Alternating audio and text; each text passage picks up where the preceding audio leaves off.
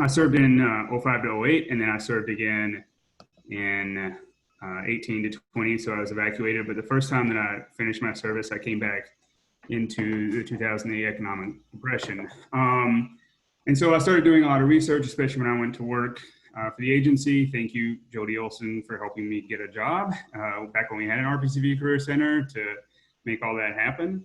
And Peace Corps is known for a very long time that returned volunteers have had more difficulty upon reentry rather than going into service. And in fact, that Peace Corps like itself termed reentry in a paper in the 90s, and they took it from the NASA program because reentry, is recognized as a very difficult process, as difficult as leaving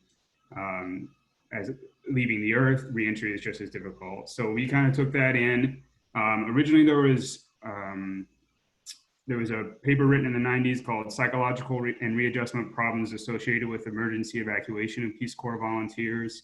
And that really, like, for me, nailed down what some of the problems were. And so this is where we started to see that Peace Corps recognizing through its own surveys and own research that volunteers were having trouble with reentry to start with, but then evacuated volunteers were seeing double the amount of difficulties.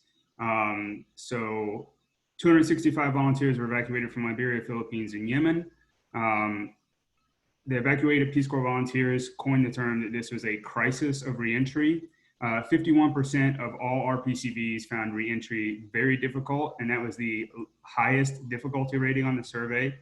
And all evacuees from this 1990 survey got a debriefing conference as part of COS, and that's how they kind of got these surveys. But basically, the stats are 30% of RPCVs experienced some sort of depression, whereas 60% of evacuated volunteers experienced depression. And then we see the stats doubling. So 30% for feeling of disorientation, 12% for periods of crying, 39% for a difficult transition back, 26% difficulty making decisions, 15% reported avoidance of thinking about Peace Corps as an experience, and 12% reported disturbing dreams. And you take all those percentages and double them, and that's generally what evacuated Peace Corps volunteers have been dealing with. And so I think that, we are given 3 months of training to integrate into a community, and maybe at best we're given a 3-day conference, COS conference, to readjust to the States, but then no real support from the agency when we land. And especially with the discontinuation of the RPCV Career Center, pretty much all we have is RPCV groups and NPCA to help us make this transition. So what we need to do is really provide a landing pad for RPCVs, because we know it's difficult. The agency knows it's difficult. And I think that there's 2 ways to do this. And the first is that we have to flood the world with our stories.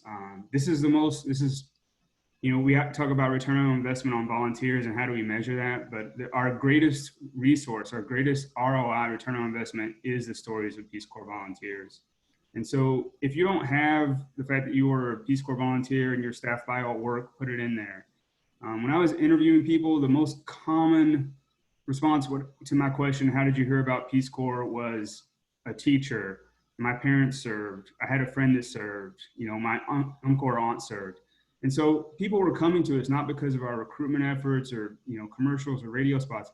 They were coming to us because of one-on-one connections that they'd had with people who'd shared these very beautiful and very intimate stories. And so our stories are really our greatest resource, and we need to be sharing those at all opportunities that we have. And that's so that we can both inspire people into service, and then when they return, they know to look for RPCV groups to land there and help them find jobs and help them make this transition so we can start to minimize that trauma.